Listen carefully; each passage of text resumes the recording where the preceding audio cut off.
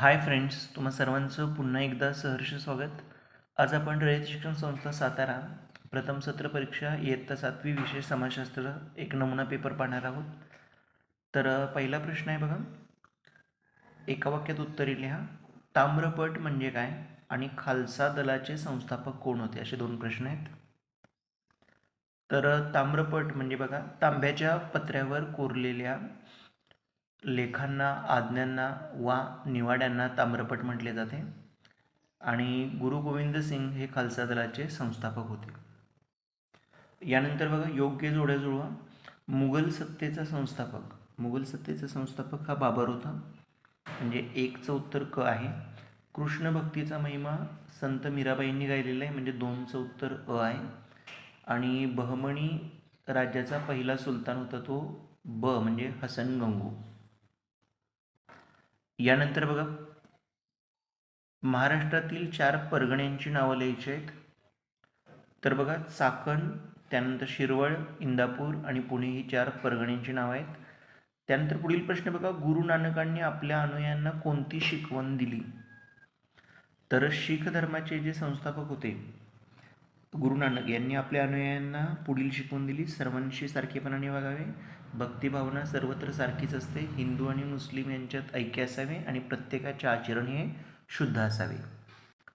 यानंतर बघा, दुसरा प्रश्न, महमूद गावांनी कोणत्या सुधारणा केल्या?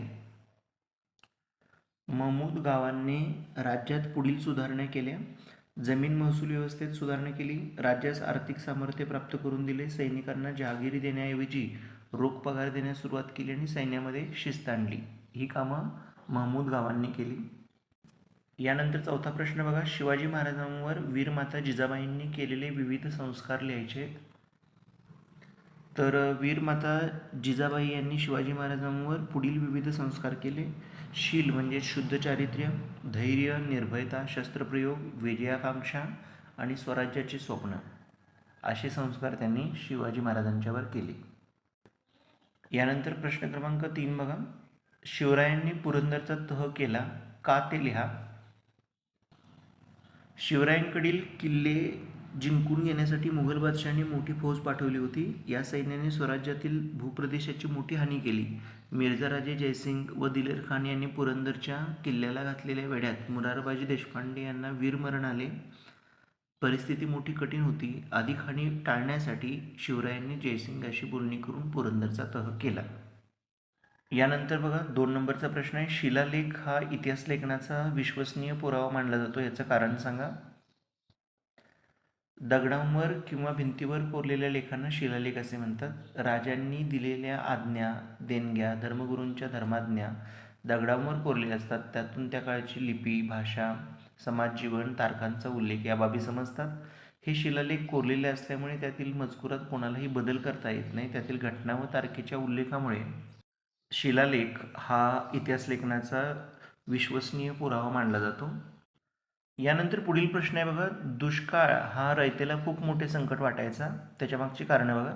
दुष्काळात शेतात पीक येत नसल्याने अन्नधान्य मिळणे मुश्किल होते किंवा होत असे. अशावेळी अन्नधान्याचे भाव वाढत असत. पाण्याची तीव्र टंचाई निर्माण होऊन जनावरांना चारा मिळत नसे. गावात राहणे कठीण होऊन लोकांना परागंदा व्हावे लागे. या त्रासामुळे दुष्काळ हा रयतेला मोठे संकट वाटत असे. यानंतर बघा, प्रश्न क्रमांक 4 पहिला प्रश्न आहे की शिवाजी महाराजांनी मुघलांविरुद्ध आक्रमक पवित्रा का घेतला? तर मुघल सैन्याने स्वराज्यातील भूप्रदेशाची मोठी हानी केली होती. मुघलांशी कराव्या लागलेल्या पुरंदरच्या तहाने महाराजांना 23 किल्ले व 4 लक्ष होऊन उत्पन्नाचा प्रदेश मुघलांना द्यावा लागला होता.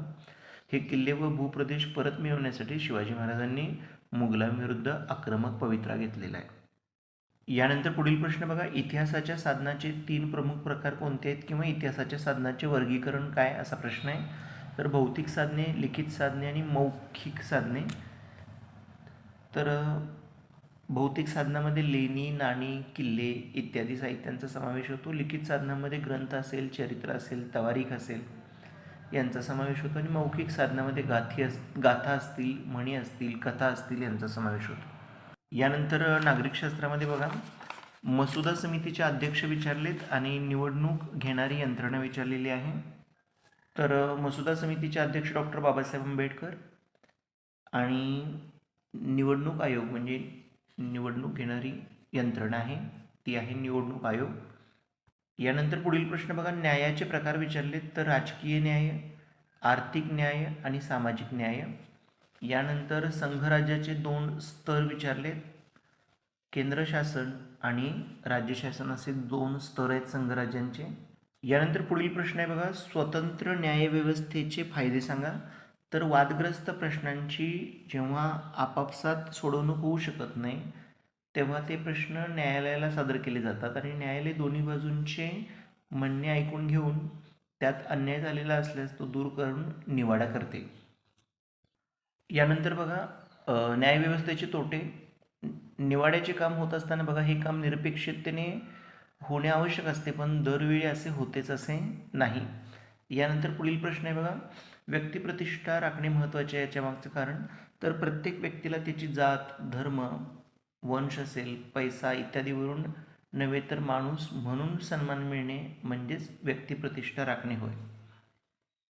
यानंतर बघा भूगोलाचा प्रश्न 6वा अ, पृथ्वीला परिवहनासाठी सुमारे टिंबटिंब तास लागतात, तर 24 तास लागतात आणि लाटेच्या निर्मितीचे प्रमुख कारण आहे वारा.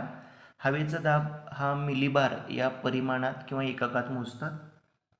यानंतर बघा खालील विधाने चूक की बरोबर आहेत ते सांगायचं आहे. पृथ्वी स्वतःभोवती फिरताना पश्चिमेकडून पूर्वेकडे फिरते, तर हे उदाहरण बरोबर आहे बघा, म्हणजे दिलेलं विधान जे आहे ते बरोबर आहे, पश्चिमेकडून पूर्वेकडे फिरते.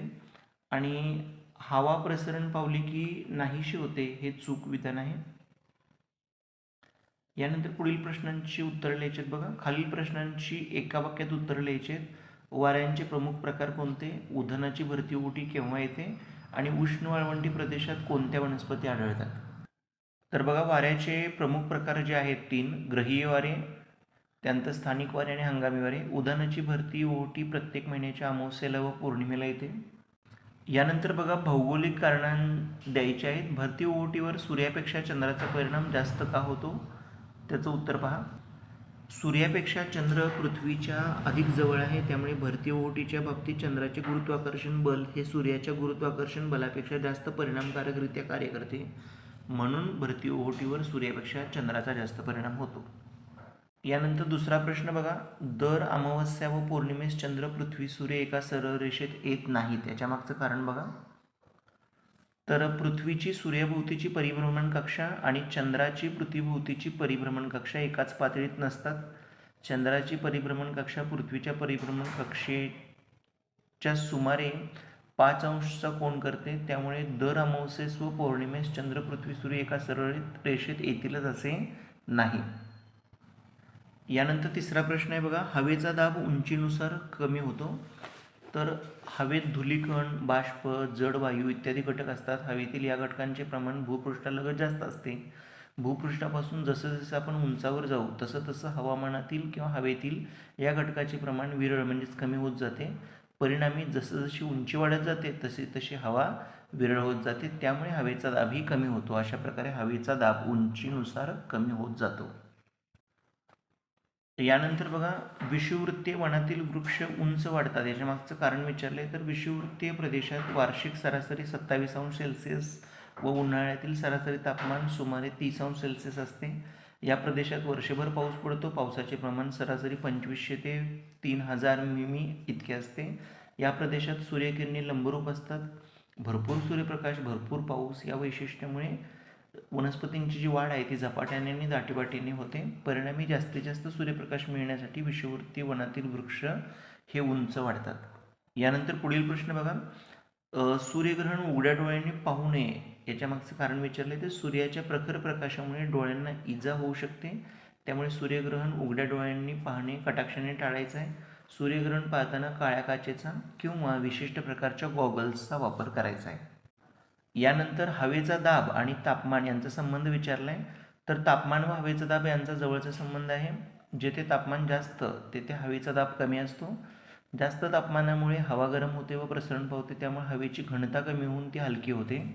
जमिनीलगतची अशी हवा आकाशाकडे वर जाते, त्यामुळे सदर प्रदेशातील हवेचा दाब हा कमी होतो. यानंतर बघा, पृथ्वीच्या परिवलनाचा हवेच्या दाबावर काय परिणाम होतो, तर पृथ्वीचे परिवलन हे पश्चिमेकडून पूर्वेकडे होते.